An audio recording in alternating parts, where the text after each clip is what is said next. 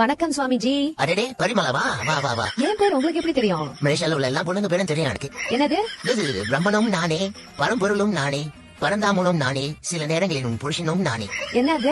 அன்பு ஒன்றுதான் ரோசாப்பூ. உங்களுக்கு குல்லா பாசாசே மசாஜ் தேவைப்படுதுன்னு நினைக்கிறேன். அதனால தான் ஒரு மாதிரியா பேசிட்டு இருக்கீங்க. சொல்லுமா, உனக்கு என்ன வேணும்? எனக்கு ஒரு 4-5 நாளா உடம்புலாம் என்னமோ பண்ணுது. நான் இருக்கும் போது அதிகா பண்ணுது.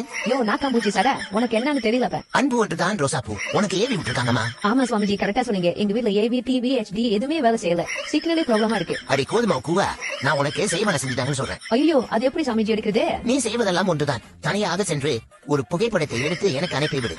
அதை பார்த்து பார்த்து அது எங்க இருக்கு என்று கண்டுபிடித்து பிறகு உனக்கு தகவல் சொல்கிறேன். நீ மட்டும் தனியாக வா. என் புருஷன் அந்த சாஸ்வி பாவு எதுக்கு? சுவாமிஜி, அருளாக்கு பார்த்து கரெக்டா சொல்லிருவீங்களா? அடி போடி கம்பம் போட ரவுண்ட் போட்டு ஒரு சூரியனோட சூடே நம்மளால தாங்க முடியல. கடவுள் என்பது 1000 சூரியனுக்கு சமம். அதெல்லாம் உடம்புல இறங்கினாலும் பீஸ் பீஸா காணா போயிருவோம். மனசளவுல ஒரு நம்பிக்கையும் ஒரு வைப்ரேஷனும் தான். ஆனா இங்க வேற வைப்ரேஷனே. அதெல்லாம் ஒண்ணு மாதிரி கூட கூவீங்க, பெரு போடுங்க, வந்து மாட்டிக்கோங்க, அப்புறம் ஆயாட போட வேண்டியதான்.